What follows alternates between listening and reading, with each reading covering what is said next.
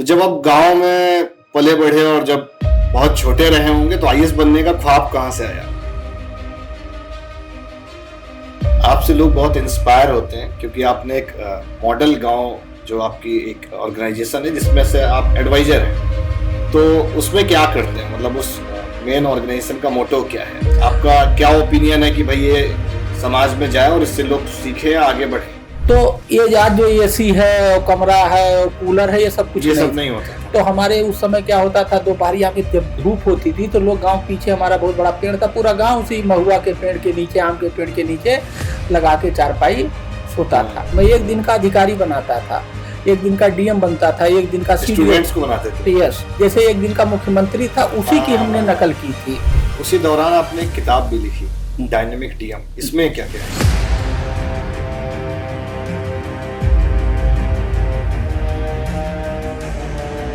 तो एक दौर ऐसा भी रहा होगा आईएएस बनने से पहले का, जिसमें बहुत सारे स्ट्रगल आया होगा। तो आजकल के बच्चे स्ट्रगल झेल नहीं पाते, सुसाइड भी कर लेते हैं, तो उनके लिए क्या कहेंगे आप? ये आपने पेड़ लगाया, हाँ। सुबह लगाया, दोपहर में मर गया वो बेचारा। हाँ। तो पेड़ लगाना बहादुरी नहीं है। कुछ स्कीम्स बताएंगे, मतलब गवर्नमेंट ऑफ इंडिया की, जो लोगों तक नहीं अभी पहुंची या अवेयर करने के बाद? तो ये दोनों चीजें हमारी जिंदगी में खतरा लेके आ रही हैं। इसीलिए देखिए आज ही टेम्परेचर कितना है, ऐसा लग रहा है जो मई में गर्मी होनी चाहिए आज मार्च में हो रही है। और जल, जंगल, जमीन का, तीनों का एक सबसे बड़ा दुश्मन है प्लास्टिक। अगर सरकारी नौकरी किसी भी बच्चे को मान लीजिए चाहिए, आजकल तो वैसे ही बहुत कम निकलती है, और आप गवर्नमेंट जॉब कर रहे हैं, एक अच्छी टियर 1 की गवर्नमेंट जॉब है, तो सिलेक्ट होने के लिए उसको क्या तरीका अपनाना पड़ेगा, या आपने अपने समय कौन सा तरीका अपनाया था?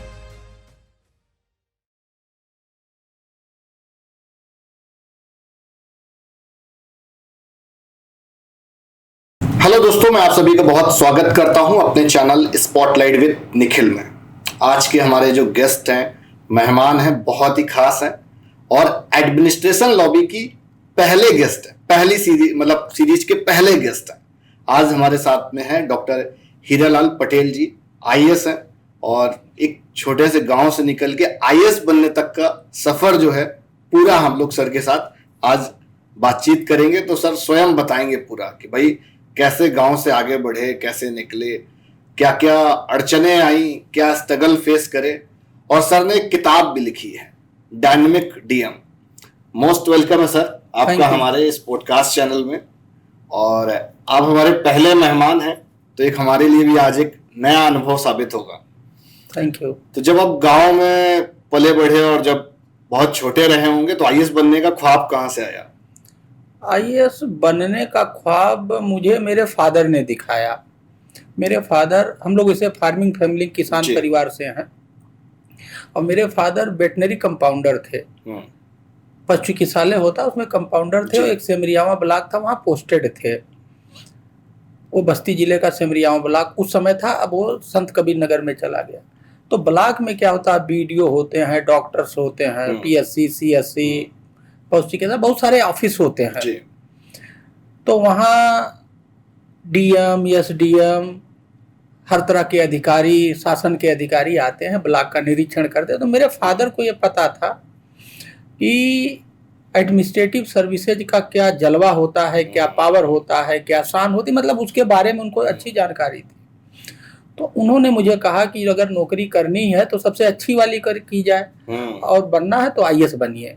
तो ये मेरे फादर ने मेरे दिमाग में बचपन में ही ये बात डाली, और इस बात को मेरे दिमाग में अंदर तक, इन डीप तक ले जाने के लिए, फिट कर देना। हाँ, फिट करने के लिए। कभी कभी मुझे ले जाते थे, साइकिल था, साइकिल पे जाते थे, साइकिल पर मुझे भी बैठा के ले जाते थे, और मैं दिन भर वहाँ रहता था, जिससे मैं देखूं कि ब्लॉक में क्या होता, कैसे होता है, जिससे वो मेरे दिमाग में घर करे। तो ये पृष्ठभूमि है। पहली दफा एक्सपोजर वहीं से मिला, गांव से। पैतृक गांव कौन सा है आपका? मैं बस्ती जिले का रहने वाला हूँ। मेरा ब्लॉक साऊं घाट है, और मेरा गांव बागडी है। ये जो बस्ती का मंडी समिति है, उसी के बगल से एक रोड जाता है जिसको मेहदावल रोड बोलते हैं। उसी से 6 किलोमीटर, बस्ती से मुश्किल से 10 मिनट का रास्ता है, और रोड है एसएच। तो गांव से पहली बार बाहर कब निकले पढ़ाई लिखाई के लिए? गांव से पढ़ाई लिखाई के लिए पहली बार 9th में मैं निकला। कक्षा 1 से 5 तक गांव से एक प्राइमरी स्कूल था, प्राइमरी पाठशाला सिहारी। जी। तो पैदल आना पैदल जाना, और उस समय प्राइमरी स्कूल की हालत उतनी अच्छी नहीं थी। एक कमरा था और एक हॉल था, उसी में 1 से 5 तक क्लास लगते थे, छत चूती थी, बड़ी दिक्कत था।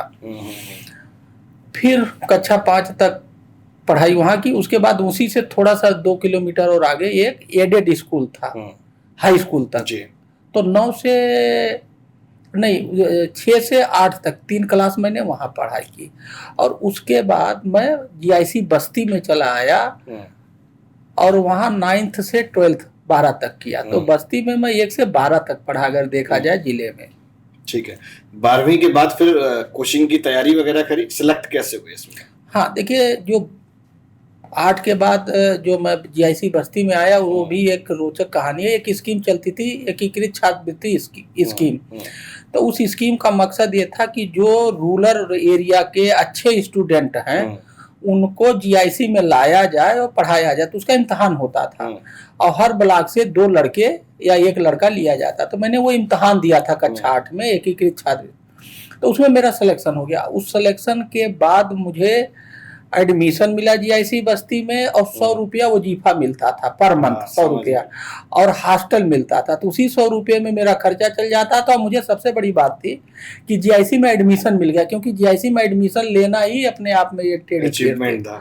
नहीं, वहाँ एडमिशन होता ही नहीं था, लेकिन उस स्कीम में वो एडमिशन हो गया। वहाँ से। हाँ, और रहने की भी समस्या हल हो गई। मान लीजिए मैं तो गाँव में रहता था, अगर बस्ती में मेरा एडमिशन भी हो जाता तो किराए पर कहीं लेके रहना पड़ता, तो कौन रहता, कौन, एक समस्या आती, एक समस्या खड़ी होती। तो उस स्कीम ने मेरी कई समस्याएं हल कर दी। एडमिशन की समस्या हल कर दी, और रहने की समस्या हल कर दी, और खर्चा जो होता वो भी समस्या हल कर दी। 100 रुपया उस सफिशिएंट, 100 रुपए का जुगाड़ आपने कर हाँ, वो अपने उसी में सफिशिएंट था, उससे हमारा काम चल जाता। तो बचपन में बहुत तेज वाले बच्चों में से रहे या एवरेज थे? नहीं, बच्चों तेज वाले ही बच्चों में थे। जैसे 1 से 5 में थे, तो मेरा मैथ बहुत अच्छा था। तो मैं प्राइमरी में टीचर यही करते थे, जो गुरुजी लोग होते थे, कि उन्होंने मेरी मैथ की कॉपी चेक कर ली और 5 सही है, और मुझे पूरे क्लास की कॉपी थे। तो मैं अपनी कॉपी से देख देख के सबकी कॉपी चेक करता था। तो पढ़ने में तो शुरू से ही अच्छा रहा। आपसे लोग बहुत इंस्पायर होते हैं, क्योंकि आपने एक मॉडल गांव, जो आपकी एक ऑर्गेनाइजेशन है जिसमें से आप एडवाइजर हैं, तो उसमें क्या करते हैं? मतलब उस मेन ऑर्गेनाइजेशन का मोटो क्या है? आपका क्या ओपिनियन है कि भाई ये समाज में जाए और इससे लोग सीखें या आगे बढ़ें? देखिए, ऐसा है कि ये मॉडल गांव बनाने के पीछे अपनी एक कहानी है, इसकी अपनी एक पृष्ठभूमि है। पहली बात तो चूंकि मैं गांव में रहा, पला, पढ़ा, तो जैसे मेरे गांव में जब मैं कक्षा 8 तक पढ़ता था तो गांव से पढ़ता था, और वो गांव में उस समय ना कोई बताने वाला, क्या पढ़ो, कैसे पढ़ो, क्यों पढ़ो, डायरेक्शन देने वाला कोई नहीं था।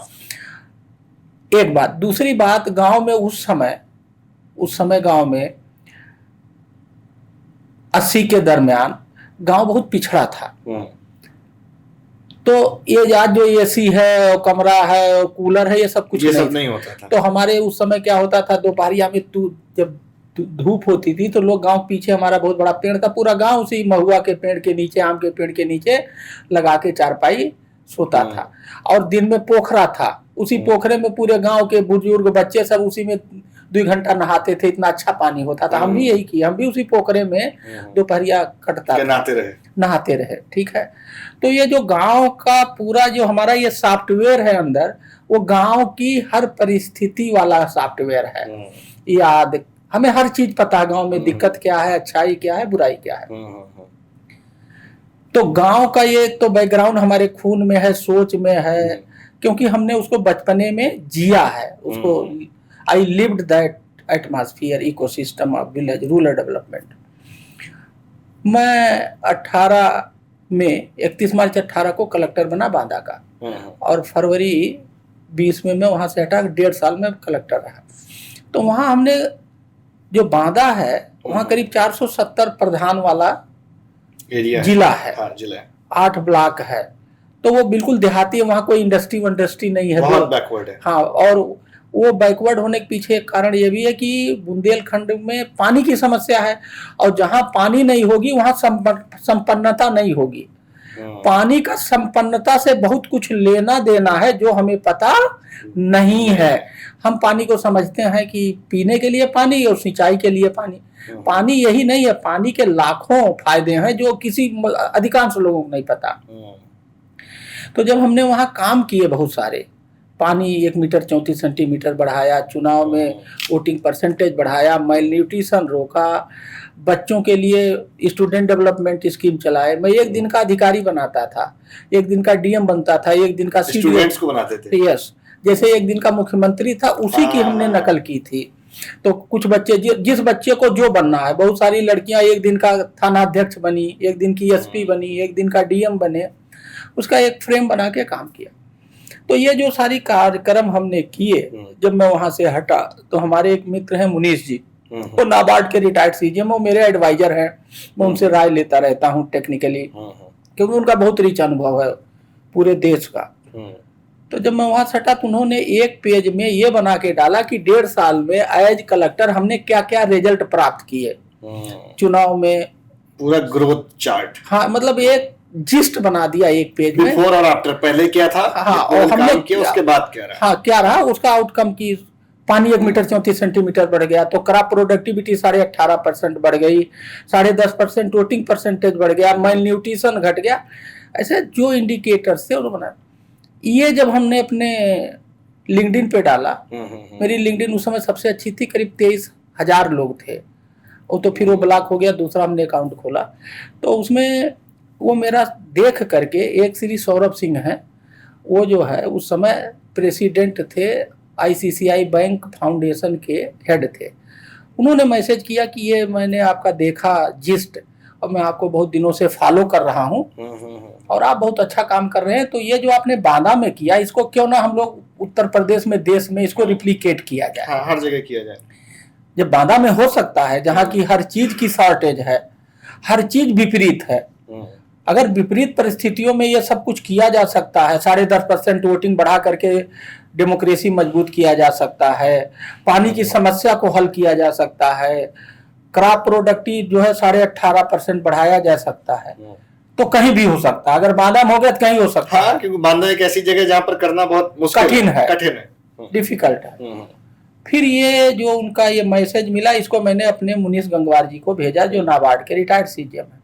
हमने कहा ये मैसेज आया और ये लिखा है, आप जरा इनसे बात करिए, चाहते क्या। फिर दोनों में बात हुई और ये तय हुआ कि नहीं, जो बांदा का प्रयोग है और जो अच्छे रिजल्ट आए, इसको पूरे प्रदेश देश में लागू किया जाए। तो उस वहीं से दोनों लोगों ने मिलकर मॉडल गांव का ये प्रोजेक्ट बनाया। और इस मॉडल गांव को बनाने में जो फाइनेंशियल उन्होंने सपोर्ट किया आईसीसीआई फाउंडेशन ने। और इसमें चूंकि काम मेरे काम का रिप्लिकेशन था, तो मुझे इसका मेंटर बनाया गया। तो मैं इसका ऑनरेरी मेंटर हूँ। मुनीश गंगवार जी जो रिटायर्ड नाबार्ड के सीजीएम हो, वो इसको चलाते हैं। इसकी एक छोटी ऑफिस है, इसके एक सीईओ हैं, 3-4 लोग ऑफिस में काम करते हैं, ऑर्गेनाइजेशन के तौर पे। हाँ, मतलब ये ऑर्गेनाइजेशन बहुत छोटा सा ऑर्गेनाइजेशन। हम लोग मिनिमम गवर्नमेंट और मैक्सिमम गवर्नेंस में विश्वास करते हैं। मतलब कि बहुत ज्यादा बिग, मतलब कम लोगों से ज्यादा आउटपुट लेना। अब इसमें कुल मिला के 5-6 लोग हैं, और मुश्किल से 2 लोग परमानेंट, 3 लोग परमानेंट काम करते हैं। बाकी सब, जैसे मेरा कुछ इससे लेना देना नहीं, मेरा ये सब जो है पर्सनल CSR है। ठीक है, समझ गया। उसी दौरान आपने एक किताब भी लिखी, डायनेमिक डीएम। इसमें क्या क्या है?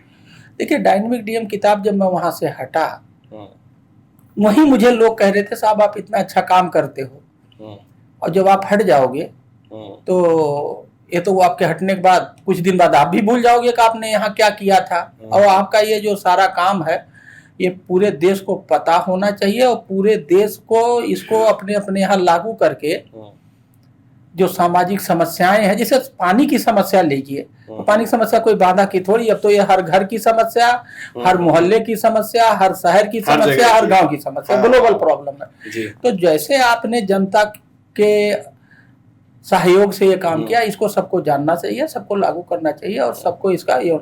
तो वहां से लोगों ने, मुझे बहुत लोगों ने प्रेरित किया, और यही नहीं प्रेरित किया, लोगों ने कहा इस पर फिल्म भी बननी चाहिए। फिल्म बनाने के लिए लोगों ने मुझे प्रेरित किया, राय दिया, और ये किताब लिखने के दिए। तो किताब तो लिख गई, एक सपना तो जो लोगों का सपना था वो पूरा हो गया। और ये फिल्म की भी प्लानिंग चल रही क्या? मैं पहले किताब की बात खत्म कर लूं, फिल्म वाली बात बाद में करूंगा। इसमें पहले हमने हिंदी में लिखा, फिर ये अंग्रेजी में लिखा और फिर गुजराती में, 3 भाषा में, और बेस्ट सेलिंग बुक है। ये 15,000 कॉपी बिक चुकी है। फ्लिपकार्ट में अवेलेबल है? हाँ, फ्लिपकार्ट, अमेजॉन दोनों जगह है। और जो इसको पढ़ता है वो बिल्कुल इनर्जाइज हो जाता है, उसके अंदर एक ऊर्जा, करंट पैदा हो जाती है। कारण यह है कि हमने इसमें कोई चीज ऐसी नहीं लिखी, बहुत सिंपल भाषा में लिखी, और ये समस्या था, इसको ऐसे ऐसे ऐसे ऐसे करके किया और ये रिजल्ट है। और उसके हमने उदाहरण लगाए, हमने प्रैक्टिकल ओरिएंटेड चीजें। हाँ, टोटल प्रैक्टिकल है। ये document of the work done in Banda to solve the social problems. ठीक है, राइट।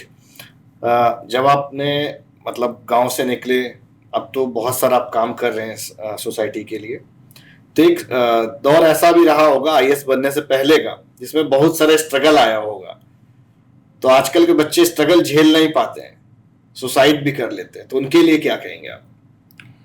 देखिए, मेरा ये मानना है कि आप सफल तभी होंगे जब आप जो पाना चाहते हैं उसके आप दीवाने होंगे। अगर आपके अंदर दीवानगी नहीं है, जैसे ये सही बात है कि ये सपना मेरे फादर ने मुझे दिखाया, ये सपना मेरा नहीं था, लेकिन ये सपना मैंने ऐसा अपनाया कि मैं उसका दीवाना हो गया। मेरे अंदर एक दीवानगी आ गई, मुझे कुछ नहीं दिखाई देता था। मुझे एक ही बात दिखाई देती थी कि अगर मैं आईएएस नहीं बना और मुझे ये नौकरी नहीं मिली तो मैं करूंगा क्या? मेरे सामने तो सब अंधेरा अंधेरा, मुझे अंधेरे में जाना नहीं है। तो इस स्ट्रगल में जो लोग फेल होते हैं, मेरा ये मानना है क्योंकि उनमें वो दीवानगी नहीं होती है। मतलब इसको आप ऐसे भी समझिए कि फेलियर की एक्सेप्टेंस नहीं होती है। फेल होने का, अगर एक बार गिर गए तो वो खड़े होकर वापस चलने वाली चाह नहीं होती है। देखिए, कोई चीज फेल जो शब्द है वो फिट नहीं है मेरे समझ से। फेल शब्द ही अनफिट है। क्यों? जब आप कोई काम करते हो तो या तो उस काम को आप करने में सफल हो जाते हो और या असफल होते हो, वही जिसको फेल्योर अंग्रेजी में कहेंगे। जब सफल हो जाते हो तो आपको रिजल्ट मिल गया, और जब आप फेल होते हो तो आप सोचते हो हमें कुछ नहीं मिला, हम तो नुकसान में चले गए, I am in loss. But that is not the truth, this is not the reality. You have learn so many things, that is called learning. In failure, you acquire learnings, and that learning makes the base of success.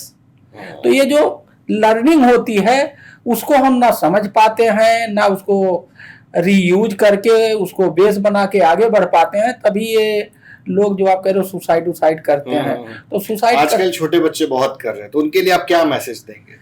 नहीं, छोटे बच्चों के लिए तो मेरा message ये है कि आप उसी चीज में लगिए जिसके लिए आपके अंदर दीवानगी पैदा हो सके। अगर दीवानगी नहीं है तो सफल होने के चांसेस कम है।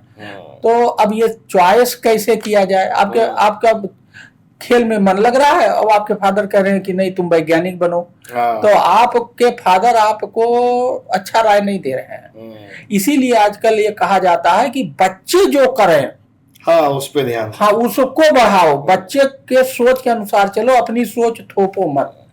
क्योंकि जो बच्चे की सोच होगी, जो बच्चे के अंदर इनबिल्ट पैशन होगा, तो ऑटोमेटिकली अगर उसे करेगा तो उसके अंदर वो दीवानगी आ जाएगी, और जब दीवानगी आ जाएगी सफल हो जाएगा। और अगर आप उस पर थोपोगे तो उसको मजा नहीं आएगा, क्योंकि उसका वो ना इंटरेस्ट है उसमें, ना उसका पैशन है, ना उसकी नॉलेज है, ना उसकी जानकारी, तो वो फेल होगा, उससे वो लर्निंग नहीं लेगा और फिर कुछ गलत स्टेप उठा सकता है। आईएएस की जर्नी के दौरान एक कोई बहुत बड़ा प्रोजेक्ट आपको याद आ रहा है जिसमें आपको बहुत इमोशनली कनेक्ट हो गया हो, या आपके लिए एक ड्रीम प्रोजेक्ट काइंड ऑफ हो? इसमें मेरा सबसे ड्रीम प्रोजेक्ट तो मुझे पानी है। मतलब देखिए, काम तो मैंने बहुत किया, लेकिन जो पानी का जो काम है, क्योंकि पानी एक बहुत बड़ी समस्या है और पानी जीवन के हर पहलू से जुड़ा है। पानी नहीं है, अगर पानी नहीं रहेगा तो पेड़ नहीं रहेगा, और पानी और पेड़ नहीं रहेगा तो इंसान नहीं रहेगा। तो पानी सबके मूल में है। पानी is the backbone, water is backbone of everything, है ना? राइट। इसके लिए आपने कुछ अभियान चलाए कि मतलब लोग इसको लेके अवेयर कैसे हो, क्योंकि आज भी अवेयरनेस नहीं होती। गवर्नमेंट तो बहुत सारी पॉलिसीज अपनी चला रही है। देखिए ऐसा है, गवर्नमेंट जो पॉलिसी चला रही है उससे पानी के लिए बहुत सारे प्रयास होते हैं। हमने जो कुछ किया बांदा में, हमने अभियान चलाया जी, कुआं तालाब जियाओ अभियान, भूजल बचाओ पेयजल बढ़ाओ, ये हमने 2 अभियान चलाए। तो इसमें हमारा सोचना ये था कि हमने ये स्टडी किया, वहां जाके हमने जाके स्टडी किया कि पहले यहाँ पानी कैसे पीते थे। तो पता लगा कि यहाँ कुआं तालाब नदी पानी का स्रोत था। फिर क्या हुआ, लोग कुआं तालाब नदी से हट करके डाइवर्स हो गए, डाइवर्स दे दिया, इससे संबंध तोड़ लिया और चले आए नलकूप पर, और नलकूप से भी डाइवर्स दे करके बोतल वाले पानी पे चले आए। तो जब ये कुआं तालाब नदी से हट करके नल और नलकूप पर और लेवल चेंज होता जा, हाँ, चला गया, तो उनकी समस्या, उनके जीवन में पानी का संकट, खुशहाली गायब और परेशानी आ गई। तो हमने कुछ नहीं किया, हमने कहा इनको वहीं ले चलो, कहाँ, कुआं तालाब नदी से वार। तो जब मेरे पास लोग आते थे 30-30 किलोमीटर, 50-50, 70 किलोमीटर, डीएम साहब हमारे गांव पानी नहीं है और हम क्या करें, हमें पानी दे दो, सिंचाई को नहीं है, पीने को नहीं है। तो मैं उनसे एक क्वेश्चन पूछता था, मेरा समझाने का तरीका बड़ा देहाती और गांव वाला, बताइए आप घर में रहते हो? कहते हाँ साहब हमारे पास पक्का मकान है, छप्पर का मकान, खपड़ा का। हमने कहा पानी का घर क्या है, पानी कहाँ रहता है? जैसे आप रहते हो सब पानी का भी घर है, पानी रहता कहाँ है? तो कहीं साहब पानी का घर क्या, तो कुआं है, कुआं में रहता है, या तालाब में रहता है, या नदी में रहता है। तो हमने कहा ये कुआं तालाब नदी कहाँ है? कहीं हमारे गांव में है। तो हमने कहा अगर आपको पानी चाहिए तो आपको कहाँ जाना पड़ेगा? उसके घर पे जाना पड़ेगा, और उसका घर कहाँ है? आपके गांव में है। तो तुम 70 किलोमीटर यहाँ क्यों चले आए मेरे पास? इसका मतलब तुम पानी हमसे मांगने नहीं आए। अगर पानी आपको चाहिए तो आप पानी आपके गांव में रहता है, वही मिलेगा, तुम जाओ वहां से लो। तो मैं इस तरह से समझाया इसका कि अगर जो कुआं तालाब नदी है, अगर उसको पाट लिए हो या नहीं है, सूख गया है, तो उसका घर तैयार करो, घर की लिपाई पोताई खुदाई करके उसको उसका घर दे दो वापस, और जा करके तुम्हारे गांव में यहाँ कहाँ है 70। तो मेरे इस लॉजिक में लोगों को बड़ा दम लगा, और मैंने इस तरह से लोगों को समझाया। कुआं तालाब जियाओ अभियान चलाया। लोग जो कुआं पुराने थे 2200 नए तालाब, कुछ नए तालाब खुदवाए, पुराने की डिसिल्टिंग कराई, पौधा पेड़ लगाओ, नहीं पेड़ जियाओ अभियान चलाता था मैं। पेड़ लगाते वाले उन्हीं को जियाओ का मतलब नहीं, आपने पेड़ लगाया, सुबह लगाया, दोपहर में मर गया वो बेचारा। तो पेड़ लगाना बहादुरी नहीं है, पेड़ लगने के बाद चलना भी चाहिए। पेड़ जियाओ, tree plantation is incomplete campaign. I change the name from tree plantation to tree survival campaign, कि पेड़ जियाओ अभियान। अब पेड़ जियाओ का क्या मतलब? जिंदा रखो। तो लगाओगे तभी तो जियाओगे, इसका मतलब लगाओ ऑलरेडी उसमें इनबिल्ट है। तो मैं पेड़ जियाओ अभियान चलाता था, उसके लिए बहुत सारे नए नए इनोवेशन किए। जो हमने एक किताब लिखी डायनेमिक डीएम की, यही सब लिखा है, पानी में क्या किया, पेड़ में क्या किया, प्लास्टिक, हम प्लास्टिक मुक्त बांधा और झोला युक्त बांधा। प्लास्टिक को रिप्लेस करने के लिए कुल्हड़, दोना, पत्तल, मिट्टी के बर्तन, इसका सब प्रयोग कराते थे। ये सारी चीजें मैंने इस किताब में चैप्टर वाइज, डायनेमिक डीएम की ये जो किताब है ये, इसमें मैंने चैप्टर वाइज जो भी किया है लिखा है, और सबूत सारा लिखा हुआ है, सब कुछ इसमें लिखा हुआ है, इंक्लूडिंग फैक्ट्स, मतलब प्रूफ के साथ लिखा। हाँ, प्रूफ के साथ। देखिए इसमें बहुत सारे ये फोटो लगे, देखो ये लगा है, ये फोटो लगा है, ये सब उसी मतलब एनालिटिक्स भी लिखी हुई है। हाँ, ये सब इसका फोटो, अगर हमने कोई बात कही है तो उसके सबूत लगाए।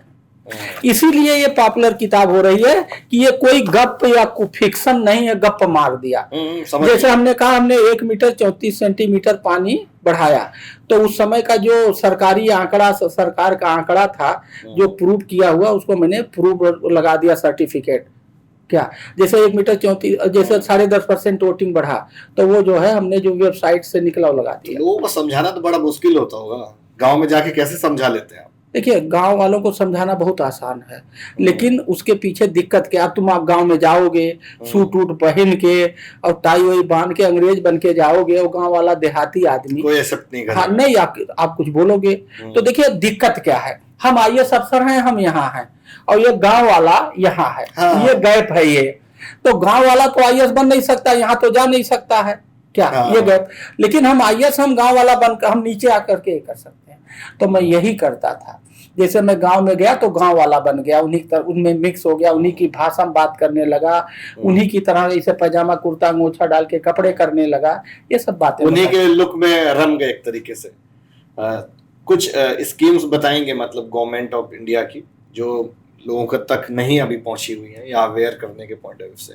देखिए, गवर्नमेंट ऑफ इंडिया की या भारत उत्तर प्रदेश सरकार की जो स्कीम है जी। सब पहुंचती है। ये हो ही नहीं सकता कि ना पहुंचे। नहीं, पहुंचती तो है, मतलब हाँ, लेकिन हाँ, लोगों उसकी को जागरूकता नहीं ना, क्वांटिटी हाँ। और क्वालिटी में, जैसे मान लो किसी में कम पहुंची, किसी हाँ। में नहीं पहुंची, ना पहुंचने का तो क्योंकि आज टोटल स्कीम ऑनलाइन है, सब चीज को आपको उसको टैग करना है, फोटो डालना है, बिफोर आफ्टर, तो ये पहुंचती है। अवेयर की बात ये है कि हमारे यहाँ एक प्रॉब्लम ये है, और ये प्रॉब्लम केवल गांव में नहीं, हम लोगों ने पढ़ना लिखना छोड़ दिया। क्या, मैं अमेरिका में गया था 2009। देखना शुरू करा है, पढ़ना लिखना छोड़ के देखना शुरू करा। हाँ, रोज जो है पढ़ने लिखने की जो हमारी रीडिंग राइटिंग की हैबिट है, ये बहुत खराब हो जा गई है, और इससे हम दूर चले गए। भाई, आपको स्कीम समझना है तो पढ़ना पड़ेगा, और स्कीम कहाँ है, वो कहाँ इसका मटेरियल मिलेगा, वहां जाना पड़ेगा। तो हम रेडी टू ईट में आ गए हैं। क्या रेडी नहीं करेंगे, केवल रेडी टू ईट, बना हुआ मिल जाए, बना हुआ हम बनाने पसंद। अब बनाने के लिए आपको जाना पड़ेगा, विभाग के अधिकारी से बात करना पड़ेगा। अब ये भी चलो रेडी, विभाग का अधिकारी आपको आकर के बताएगा। हम तो बहुत सारे बैठक में जाते हैं, मॉडल गांव का प्रोजेक्ट का बुकलेट देते हैं कि, तो ये नहीं उसको पढ़ें, वहीं वो बुकलेट छोड़ के चले आएंगे, वहीं वो लीफलेट वहीं छोड़ दे, सीधे समझा दो क्या। हाँ, और समझाओगे तो कहने का मतलब ये गांव में स्कीम के ना पहुंचने का ये कारण तो ये है कि गांव वाले उसको पढ़ना लिखना नहीं चाहते। दूसरी दिक्कत है, हमारे समझाने का भी तरीका बहुत खराब है। हम वो हाई फाई ऐसे शब्द में बताए, उसके समझ में आए। तो जैसे हमने बताया ना कि हमने उसको ये अगर इस देसी भाषा में समझाना पड़ेगा। हाँ, जैसे मैं तरह सरल बन। हाँ, अगर हम कहते हैं कुआं की सफाई करो और तालाब की सफाई करो, इनकी देख रेख करो, तो वो ना करता। हमने उसको घर वाले कहानी में समझाया, जैसे हम घर में रहते हैं, समझ गए, उसका दिमाग जैसे समझना चाहता है उसी भाषा डिकोड करके। तो हमारा जो समझाने का तरीका है वो भी कस्टमाइज करना पड़ेगा, और लोगों के अंदर वो प्रेरणा और वो जोश पैदा करना पड़ेगा कि वो जो है इसको पढ़ें। बात एज एन आईएएस, जैसे अभी आप अलग अलग डिपार्टमेंट में आपने काम किया है, बहुत बार ऐसा भी हुआ होगा कि पॉलिटिकल प्रेशर भी हो जाता होगा, लोगों की नीड है कुछ और है, तो वो कैसे मैनेज करते रहे? देखिए, मैं आपको बताऊं जो मेरा व्यक्तिगत अनुभव है, 90% काम में कोई पॉलिटिकल प्रेशर नहीं, कोई प्रेशर नहीं, 90% काम बस ईमानदारी से करते रहिए। नहीं, और 10% काम में पॉलिटिकल प्रेशर। भैया, तो 90% अगर आप कर लो तो 100 में 90 नंबर कम है, लेकिन हम लोग उस 90 नंबर की बात नहीं करते हैं, उसी 10 नंबर की बात करते हैं, उसी 10 नंबर की आड़ में 90 नहीं करते हैं। ये मेरा 30 साल का जो निचोड़ है। मैं किसी भी विभाग में गया, चाहे वो विभाग बैठा हो, चाहे मुर्दा हो, और चाहे जिंदा हो, जिंदा कर लिया है। हाँ, हम जा करके लोगों के पहले हम जा करके उस पूरे विभाग को पढ़ते हैं, समझते हैं। क्यों नहीं? अब मैं आपको एक उदाहरण बताऊं। मैं डायरेक्टर कल्चर चला गया बन के, और स्पेशल सिक्योरिटी कल्चर। मेरा कल्चर से नाच गाना बजाना या कल्चर से कोई लेना देना नहीं। हमारी पर्सनालिटी में बहुत सारी चीजें, कुछ चीजें बहुत नील है, जैसे गेम मेरा नील है, कल्चर मेरा नील है। मतलब ये बहुत अच्छी चीज नहीं है, लेकिन है वो। तो मेरा कल्चर 0। अब हम कल्चर में करें क्या? तो हमने क्या किया, वहां वहां कई इंस्टीट्यूट थे, ठीक है, तो सारे इंस्टीट्यूट के लोगों को बुलाया। हमने कहा इससे जुड़े हुए जो भी लोग हैं, विद्वान हैं, नाचने गाने वाले, उनको बुलाओ। हाँ। मैंने उनकी बैठक बुलाई, जो एक्सपर्टीज जो बाहर निकाल हाँ, हमने कहा आप लोग दुई बात बताइए, आपकी समस्या क्या है और उसका समाधान क्या है। हाँ। क्या वही समस्या बताते थे, वही समाधान बताता था। हम अपने विभाग के लोगों से कह देते थे देखो बस ये जो समाधान बता रहे हैं वो नियम से होना चाहिए, कोई गड़बड़ ना हो। और वो समस्या बताए, समाधान बताए, और वही नियम भी, हाँ नहीं साहब ये नियम से है, और वही ओके कर दिया, अब समस्या हल हो गई। कहाँ यहाँ पॉलिटिकल इंटरफियरेंस है? नहीं, बहुत जगह तो आता होगा ना जहां पर बजट पास होना होगा, कुछ डेवलपमेंट का आता होगा। देखिए अगर आपकी छवि अच्छी है, ठीक है, वो आपके अंदर अच्छी सोच है, हमारा जनप्रतिनिधि हमसे, एक आईएएस अफसर से कई गुना इंटेलिजेंट होता है, किसके साथ कैसा व्यवहार करना है वो जानता है, ठीक है। अगर आप ईमानदार हैं तो आपसे वो बेईमानी की बात नहीं करेगा, ना आप पे दबाव बनाएगा, उसे पता है। आप जब आप बाद में पहुंचते हैं, आपकी छवि पहले पहुंचती है।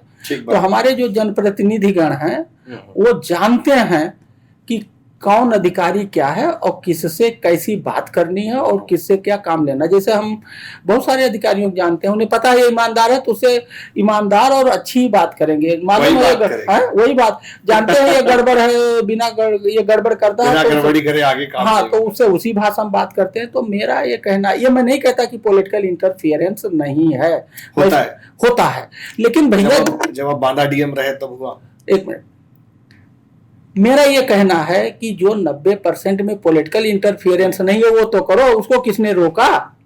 क्या कर्मचारियों का प्रमोशन कर दो, कर्मचारियों को ट्रेनिंग करा दो, कर्मचारियों को अपडेट कर दो, कार्यालय की साफ सफाई कर दो, कार्यालय में कूड़ा कबाड़ा है उसको नीलाम करवा दो। क्या मैं भी एक विभाग में था काडा में, 82 गाड़ियां 30 साल पुरानी, मैंने सब मेहनत करके कटवा दिया। अब उससे थोड़ा पैसा भी आ गया और सफाई हो गई। आज तक नहीं हुआ था, मैंने कराया। तो हमारे कर्मचारियों का पुराना नॉलेज था, उनको 3-3 4-4 ट्रेनिंग करा करके यहाँ दूसरे अपडेट कर डाला। और आज के जमाने, पहले वो फ्लड इरिगेशन होता है, एक जगह खोल दो, अब आ गया है मतलब ड्रिप इरिगेशन, फ्लड इरिगेशन से ड्रिप इरिगेशन पे लाए, उन्हीं से परियोजना बनाए। तो वो 90% जो हमारा था हमने उसमें काम किया, हमें भी अच्छा लगा और विभाग को भी अच्छा लगा, सारे कर्मचारी भी खुश हो गए, उनके सारे प्रमोशन कर दिए, उनके बहुत सारे मेडिकल के बिल थे 4-4 साल पुराना, एसीपी नहीं लगा था, सब जीरो कर डाला अभियान चला के। तो वो 90% काम अगर हम कर दें।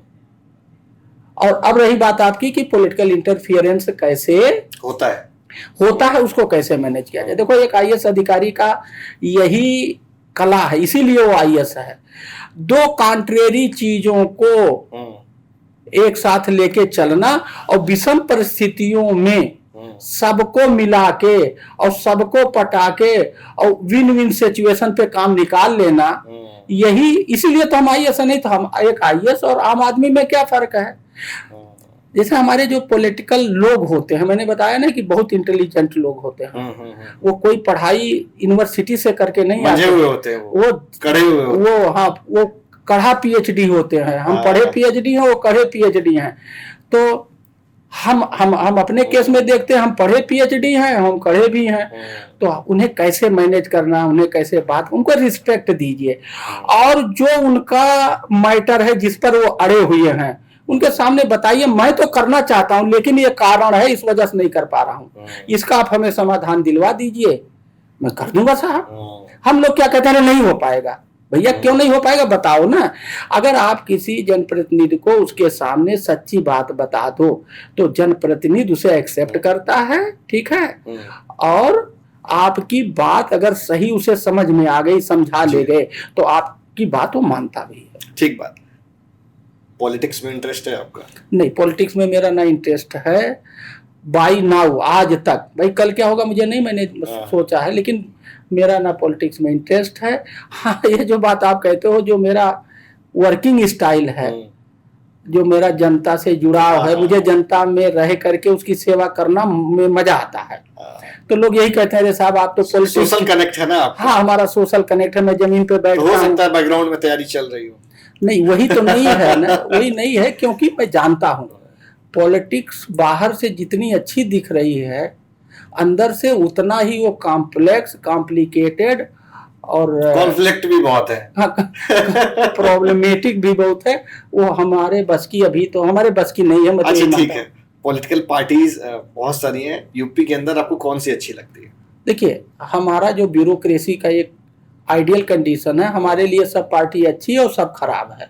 और जो पार्टी सत्ता में रहती है उसी के आदेशों का, निर्देशों का पालन हमें करना पड़ता है और करना चाहिए, सबको करना चाहिए, प्रोवाइडेड वो गलत ना हो। ये नहीं है कि अगर कोई सत्ता वाला कहे गलत कर दो, और कोई क्रिमिनल है उसको हम लाइसेंस नहीं दे सकते, कहे लाइसेंस तो नहीं देना चाहिए, फ्लैट मना कर देना चाहिए। लेकिन सत्ता में जो लोग हैं और वो जो नियम कानून में है, सबको उस काम को करना चाहिए, क्योंकि जनप्रतिनिधि की एक जनता के प्रति जवाबदेही है। अगर हम काम नहीं करेंगे तो उस जनप्रतिनिधि के ऊपर आएगा, वो बेचारा परेशान होगा। तो इसलिए जो काम नियम से होना चाहिए, बिना किसी के वो काम कर देना चाहिए। मतलब कुछ नियम को उल्लंघन नहीं हो, बाकी सब ठीक है। मैं आपको बताऊं नियम क्या है। नियम एक इंटरप्रिटेशन है, ठीक है। आप उसमें 50 टू अड़ंगा निकालने चाहो, 50 टू अड़ंगा निकलेगा। आप अगर पॉजिटिव मन से, पॉजिटिव सोच से काम करना चाहो तो समस्या है तो समाधान है, रास्ते भी बनते हैं। बहुत सारे ऐसे, बहुत कम केसेज होते हैं कैंसर टाइप का कि जिसका समाधान नहीं। अदरवाइज अगर आप पॉजिटिव मन से, अच्छे मन से आप उसको इंटरप्रेट करो, कानून को लॉजिक बनाओ, रीजनिंग बनाओ। देखो क्या है, आप जब कोई काम करते हो तो आपको रीजन देना पड़ेगा और वो रीजन कानून में फिट होना चाहिए। हाँ, लॉजिकल होना चाहिए। लॉजिकल, यही आपके ब्रेन का, आपके अनुभव का क्या यूज है। ठीक बात। कभी मतलब किसी पॉलिटिशियन से आमना सामना हुआ है? बहुत सारे लोगों से आमना सामना हुआ। बहुत कोई एक किस्सा आपको याद आ रहा हो, किसी ने मतलब थोड़ा सा? नहीं, बहुत सारे पॉलिटिशियन से आमना सामना हुआ और बाद में वो मुझे बहुत मानने लगे। मैं एनडी तिवारी जी इस दुनिया में नहीं है। मैं उनके क्षेत्र में, रामनगर में एसडीएम था। मैंने वहाँ के बहुत लोगों के खिलाफ कार्रवाई की, क्योंकि वो मेरी दायित्व था। लोगों ने उनसे कहा और उन्होंने मेरा ट्रांसफ़र करा दिया, ठीक है।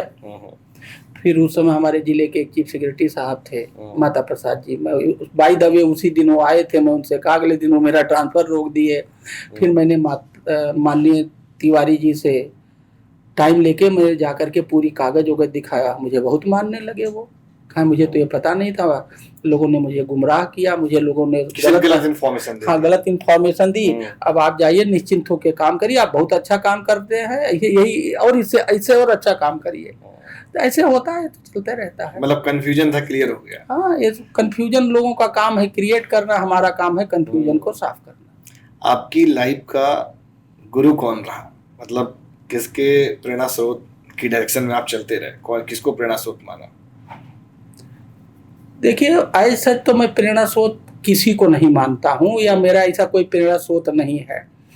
लेकिन मुझे पढ़ने लिखने से, एक तो मैं गांधी जी की फिलॉसफी को में मुझे अच्छी लगती है, सत्य और अहिंसा, ठीक है। ये दोनों उनके जो शब्द हैं, जिसके वजह से वो पूरे ग्लोबली मुझे भी अच्छा लगता है, और दोनों में बहुत दम है। तो एक तो वो सरदार पटेल जी के बारे में लोगों को बहुत कम पता है। वो कहते हैं वो इतना स्टेट जोड़ दिए, यही खाली। मैंने उनके बारे में 2-1 किताबें लाल बहादुर शास्त्री एकेडमी में मिली। एक पीएन चोपड़ा साहब हैं, उन्होंने बहुत सारे उनके बारे में सबूत सही, जैसे मेरे सब। तो मैं सरदार पटेल जी को भी बहुत मानता हूँ। उन्होंने बहुत काम किए हैं, लेकिन उनके हर काम को हाईलाइट लोगों ने नहीं किया। उसके पीछे जो भी रीजन रहे हों, मैं उनको मानता हूँ। सरदार पटेल जी को भी, अरे इनको डॉक्टर अंबेडकर को भी, उनकी जो जीवनी है, जिस तरह से उन्होंने गरीब और ऐसे तबके के लिए काम किया जो जिसको की सहयोग की जरूरत थी।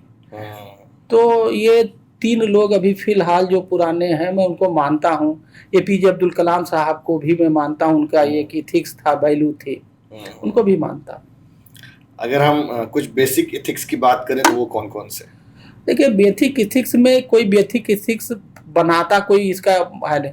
आपकी अपनी अंतर आत्मा से ही आपको इवेल्युएट की भाई क्या है।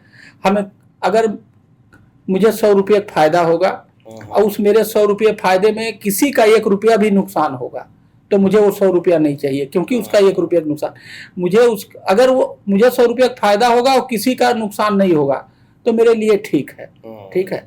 और अगर मेरे का 100 फायदा होगा और उसका एक भी नुकसान होगा तो मुझे अच्छा नहीं लगता, वो मुझे पसंद नहीं है। तो कुछ इस तरह के अपने ही इथिक्स बनाए, जैसे झूठ बहुत लोग फेंका फाकी करते हैं, झूठ बोलते हैं, वो मुझे बहुत पसंद नहीं है। स्ट्रेट फॉरवर्डनेस मुझे पसंद है, जो भी है मुंह पर कह दो, एकदम डायरेक्ट, सीधी सीधी हाँ, बात। सीधी बात करो, उसमें लाग लपेट और सीधी बात तो नो बकवास है। हाँ, सीधी बात नो बकवास। ऐसे कुछ चीजें हैं जो मेरी अपनी हैं, जैसे मुझे जिसको मैं एंजॉय करता हूँ। जैसे लाइफ आपकी बहुत सरल है, जैसे कि मुझे बातचीत से पता चल रहा है। तो एक सरलता को अगर समझना है या किसी को अपना एक जीवन को अच्छे से जीना है तो उसके लिए उसको कैसे विचार रखने चाहिए? देखिए, ऐसा है, सरलता बहुत फायदेमंद चीज है और कॉम्प्लेक्स और कॉम्प्लिकेटेड चीज बहुत ही नुकसानदायक और बड़ी पीड़ादायक है। तो हर आदमी नुकसान और पीड़ादायक काम नहीं करना चाहता है और ना चाहता है, और सिंपलिसिटी अच्छी चीज है, लेकिन करता उल्टा है। सिंपलिसिटी अच्छी है, वो नहीं अडॉप्ट करेगा, और जो कॉम्प्लेक्स है, जो कॉम्प्लिकेटेड है, जिसमें दिक्कत है, वही अडॉप्ट करता है, तो वो झेलता भी है। तो मुझे वो झेलन वाली स्टाइल ना पसंद है, ना मैं झेल पाता हूँ, इसलिए मैं सिंपल रहता हूँ। सीधे साधे में भी बहुत बार अड़चने आती ना, लोग वो भी नहीं डाइजेस्ट कर पाते। नहीं, ऐसा देखिए, प्रॉब्लम तो हर चीज में आती है, कोई ऐसी चीज है प्रॉब्लम नहीं है, उसमें भी प्रॉब्लम है, इसमें भी है, लेकिन इसमें आनंद ज्यादा है, उसमें कम है। जैसे कि क्लाइमेट सर आजकल बहुत चेंज हो रहा है, तो आप इस पे काम भी कर रहे हैं। जैसे कि आप बता रहे हैं कि पानी को बढ़ाना, तो भाई कैसे बढ़ाया जाए। गर्मी आजकल जैसे बहुत हो रही है, चीजें बहुत जल्दी से चेंज हो जाती है, तो इस पे क्या है?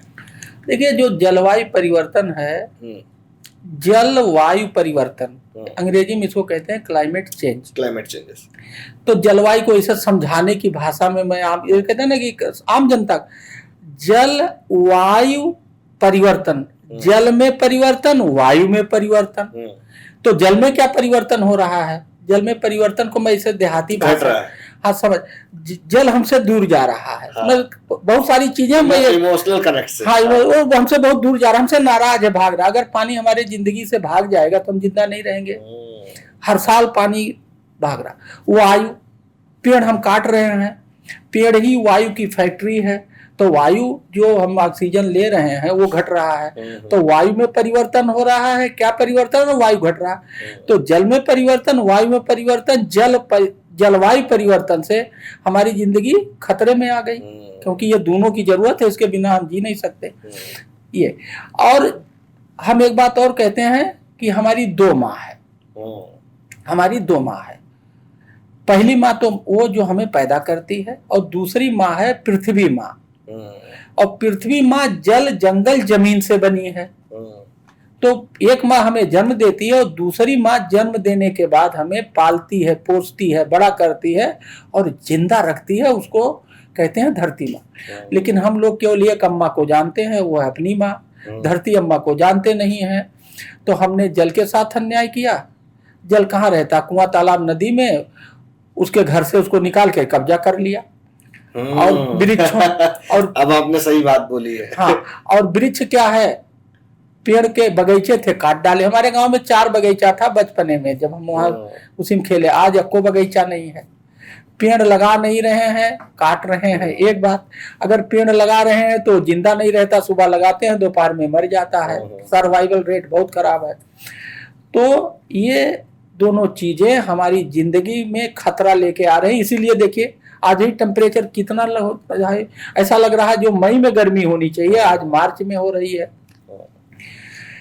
और जमीन है, तो धरती माँ 3 से बनी है, जल, जंगल, जमीन। जल की बात हो गई, जंगल माने पेड़ पौधे की बात हो गई, जमीन। जमीन में जो है, जमीन को हमने के साथ इतना, उसमें इतना केमिकल फर्टिलाइजर डाला, इतना केमिकल डाला फैक्ट्री लगा के, जैसे कि वो भी बर्बाद हो गई। और जल, जंगल, जमीन का, तीनों का एक सबसे बड़ा दुश्मन है प्लास्टिक। आप अगर सोचो तो सुबह से लेकर शाम तक ऐसा लगता है कि हम प्लास्टिक में ही जीते हैं और प्लास्टिक में ही है। तो प्लास्टिक जल, जंगल, जमीन तीनों को बर्बाद कर रहा है। तो हमें जल को बचाना चाहिए। कब बचाना चाहिए? बरसात में, जब ऊपर वाला फ्री में पानी देता है। और कलेक्ट कर लेना चाहिए। हाँ, कलेक्ट करके कहीं न कहीं धरती में ले जा करके उसको कंजर्व कर देना चाहिए। उसके बहुत सारे तरीके हैं, तालाब खोद के बचा लो, कुआं खोद के बचा लो, मेड़बंदी करके बचा लो, रेन हार्वेस्टिंग करके बचा लो, बहुत सारे तरीके हैं सिंपल में बचाने, वो हम नहीं करते। पेड़ लगाओ और उसको जिंदा रखो, पानी दो, उसकी सेवा करो और प्लास्टिक फ्री लाइफ जियो। अगर हम ये तीनों कर लेंगे तो ये जो जलवायु परिवर्तन हो रहा है ये काफी हद तक रुक जाएगा और हमारी जिंदगी पे जो खतरा आ गया है उससे हम बच जाएंगे। तो इन तीनों चीजों पे मैं बहुत काम करता हूँ, लगातार करता हूँ, लोगों को अवेयर करता हूँ और लोगों को समझाता हूँ। इस पर बहुत सारे लेख लिखता हूँ, बहुत सारी मीटिंगों में जाता हूँ, पैनल में जाता हूँ, स्पीकिंग करता हूँ, जो भी कुछ हो सकता है अपना पूरा एफर्ट दे रहे हैं। पूरा एफर्ट दे रहे हैं क्लाइमेट को बचाने के लिए। ग्रीन इलेक्शन क्या है?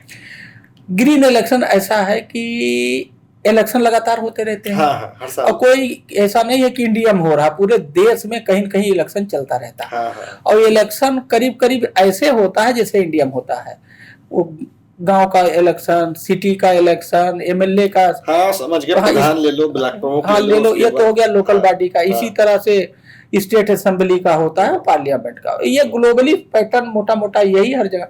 अब जब हम इलेक्शन करते हैं तो हम उसमें कार्बन पैदा करते हैं, क्योंकि वो थोड़े दिन की 1-2 महीना का एक्टिविटी होती है इलेक्शन।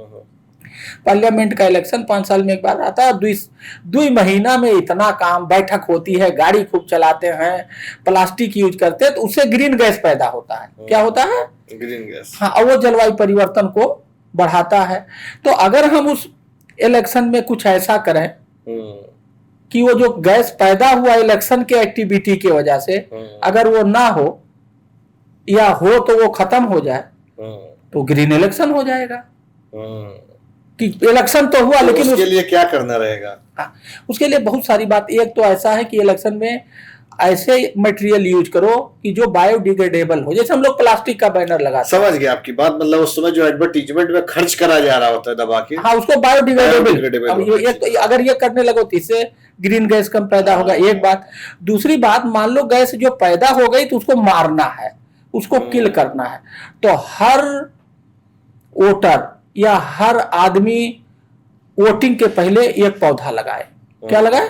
एक पेड़ लगाए और तब वोट करने जाए। तो उससे क्या होगा, जो ग्रीन गैस पैदा होगा, ग्रीन गैस क्या होता है? Methane, CO2।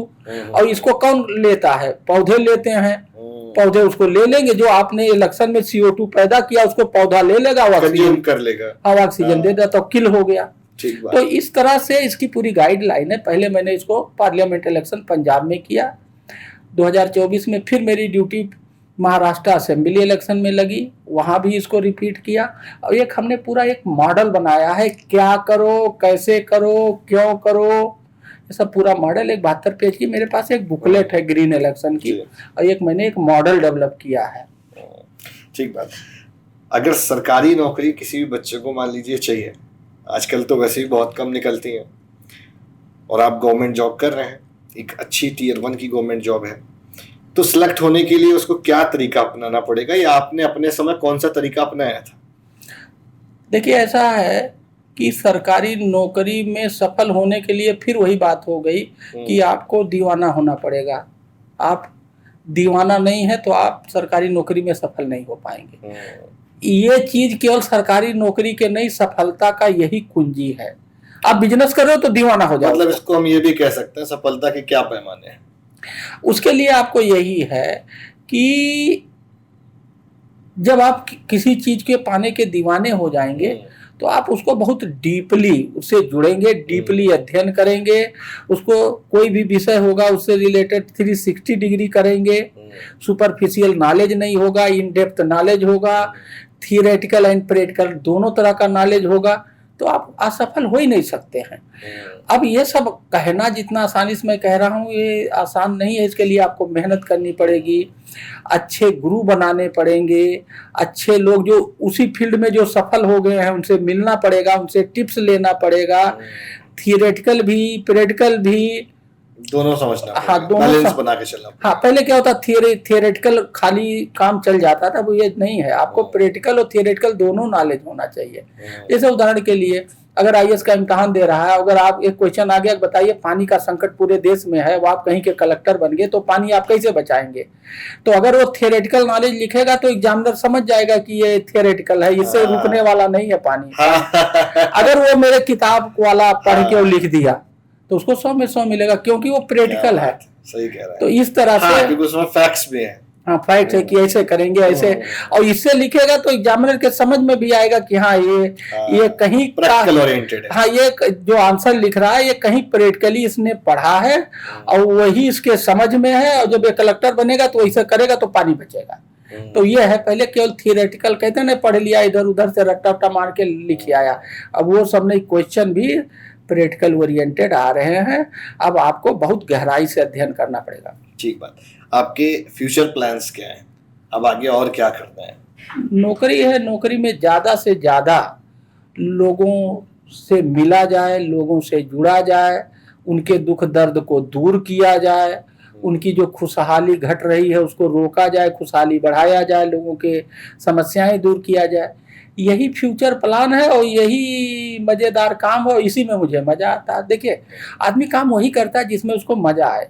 जब किसी कोई दुखी आदमी हमसे मिलता है और उसका दुख दूर करके, उसकी जिस समस्या की वजह से दुखी है वो समस्या दूर हो गई, उसके चेहरे पर जब वो रौनक आती है और जब वो भाव देखने को मिलता है तो उसके खुशी, दुखी वाला चेहरा और खुशी वाला चेहरा, वही खुशी वाला चेहरा ही आदमी को बहुत कुछ देता है जिसकी कोई वैल्यू नहीं होती। जीवन सरल है या कठिन है? जीवन बहुत सरल है, बहुत आसान है। हम ही उसको बहुत कठिन बना के नौटंकी दिखावा नाटक में। जीवन बहुत सरल है। आप आते हैं तो कितने सरल होते हैं बच्चा कितना सरल होता है, कितना एकदम ब्लैंक होता है, ब्लैंक होता है। फिर हम उसमें गलत, उस ब्लैंक सॉफ्टवेयर में गलत चीजें डालते रहते हैं, उसी से बचना है। जो जीवन सरल है उस सरलता को बचाने के लिए प्रयास करना चाहिए। आप हमेशा सरल बने रहिए, जिंदगी सरल है, सरल बने रहिए। ये नौटंकी नाटक से, जैसे मैं आपको एक चीज बताऊं, दुनिया को तारीफ बहुत पसंद है और मुंह पर साहब जब से आप आए आपने ये तीर मार दिया, फालतू की बटरिंग करते हैं लोग। मुझे इससे हेट है। अगर मेरे मुंह पर मेरी किसी ने तारीफ कर दी तो मैं समझ गया ये कहीं कमी छिपा रहा है। कमी नहीं छिपा रहा, ये मेरे पीठ में छुरा भोंक रहा है। क्या भाई, अगर मैं इतना अच्छा हूं और तुम बड़े हमारे शुभ चिंतक को तारीफ करना चाहते हो तो मेरे मुंह पर क्यों करो? मेरे पीछे 10 माइक लगा के प्रचार कराओ तब मैं जानू तुम मेरे मुंह पर तारीफ करके मुझे मूर्ख समझ रहे हो। तो मैं अपने मुंह पर तारीफ कतई सुनना पसंद नहीं करता हूँ। अगर मेरे अंदर कोई बुराई है तो मुझे बता दो, मैं उससे कुछ सीख लेकर के, हाँ, निंदक नियरे राखी है अगर, ये मेरी फिलॉसफी है जो कि रेयर क्वालिटी होती है, लोग इसको पसंद नहीं करते। मैं आपको उदाहरण बताऊं, परसों नरसों हम एक चिट्ठी लिख रहे थे, उसमें 2 शब्द गलत थे, 2 शब्द थोड़ा सा स्पेलिंग मिस्टेक था। हमारा एक छोटा सा बाबू मेरे सामने आया, क्योंकि वो मेरा ये नेचर जानता है कि ये सबकी सुनेंगे, कोई गलत बात बता दोगे तो अपने को विड्रा कर लेंगे, उसको सही कर लेंगे और आपको शाबाशी देंगे। तो एक चिट्ठी में कहीं ऊपर भेज रहा था, उसमें 2 शब्द गलत नहीं थे, मतलब वो अच्छे नहीं थे, मिस्टेक था। जैसे महाराष्ट्र होना चाहिए तो महाराष्ट्र लिखा था। तो आया कह रहा, सर हम एक बात कहना चाहते हैं। हम कहेंगे सर जो चिट्ठियाँ लिखे हैं इसमें 2 जगह, एक जगह स्पेलिंग मिस्टेक है, एक जगह ये ग्रामेटिकल मिस्टेक है। हमने कहा क्या? कहीं सब ये महाराष्ट्र नहीं महाराष्ट्र होना चाहिए और वहाँ ये होना चाहिए। हमने पढ़ा, हमने कहा उसकी बात, हमने कहा जाओ चिट्ठी बदल लाओ। क्या? जबकि वो हमसे छोटा, चिट्ठी में साइन कर चुका था और ला करके किया, वो पुरानी चिट्ठी फाड़ी, उसकी बात हमने, तो वो मेरी एक तरह से देखा जाए तो निंदा कर रहा था, लेकिन वो निंदा नहीं कर रहा था, मुझे वो बचा रहा था 2 शब्द गलत जाते जहां। तो ये चीज मैंने बहुत में देखा नहीं, बहुत कम लोगों में देखा। मुझे कोई भी कुछ भी बताता है तो मैं गौर करता हूं कि आखिर ये कह रहा है तो क्यों कह रहा है। अगर उसमें दम है तो मैं तुरंत एक्सेप्ट करता हूं और मैं जान जाता हूं ये मेरा मित्र है। ठीक बात। आज के दौर में अंग्रेजी कितना जरूरी है? देखिए, लैंग्वेज जरूरी है। अंग्रेजी एक लैंग्वेज है, जैसे हिंदी एक लैंग्वेज है, अंग्रेजी एक लैंग्वेज है, मीडियम ऑफ कम्युनिकेशन। हाँ, तो बहुत सारी अगर आपकी परिस्थिति है, जैसे हम लोग हिंदी में कुछ सब काम करते हैं, लेकिन मेरी अंग्रेजी कहीं ना कहीं जरूरत है। अब चूंकि वो प्रैक्टिस में नहीं है, यूज में नहीं है, तो उसमें वो कमांड नहीं मिल पाता, लेकिन कहीं कहीं झेलना पड़ता है। क्यों? ना वो कमांड है और ना वो प्रैक्टिस है। Reason being because of the working conditions, लेकिन वो हमारी जरूरत है जिस पोजीशन में, हाँ जहाँ जिस पोजीशन में कहीं हमें इंग्लिश में बोलना पड़ेगा, लेक्चर देना पड़ेगा, क्योंकि वहाँ इंग्लिश में ही लोग समझते हैं। तो अब वहाँ इंग्लिश हमारी नीड। ऐसे अगर आपको बहुत सारे भाषा आते हैं तो it is asset for you. ये कोई बुराई नहीं कहते हैं उनको 10 भाषा आता, मतलब वो विद्वान है। हाँ। तो आपको ज्यादा से ज्यादा भाषा आए तो ये तो उसकी विद्वता का प्रमाण है, और ज्यादा से ज्यादा भाषा सीखना भी चाहिए। कोई भाषा बुरी नहीं होती, आपकी जो मदर लैंग्वेज है वो तो ही है, जैसे हमारी हिंदी हो तो ही है, इसके ऊपर हम इंग्लिश जान जाए, उर्दू जान जाए, फारसी जान जाए, मराठी जान जाए, तेलुगु जान जाए, कुछ भी जान जाए। ठीक बात सर, इसी वार्तालाप के साथ हम इस पॉडकास्ट को देंगे विराम, और आपसे बात करके बहुत अच्छा लगा, और हम फिर से आपको दोबारा से फिर कभी इनवाइट करेंगे। और जब बहुत सारी बातचीत रह गई है और हमारे जो साथी हैं टीम के, इनके मन में कुछ न कुछ प्रश्न रह गए होंगे, तो ये हमको बाद में बताएंगे, फिर हम इसको वापस से एक दफ़ा कंटिन्यू करेंगे। आपका बहुत बहुत आभार, बहुत बहुत धन्यवाद, आपने हमको समय दिया। पूरे 1 घंटा हमको लग रहा है मिल गए हमें, और आपने एक ही कॉल में मुझे रिस्पॉन्स कर लिया और बहुत अच्छा लगा सर। थैंक यू, शुक्रिया आपका, नमस्कार, थैंक यू।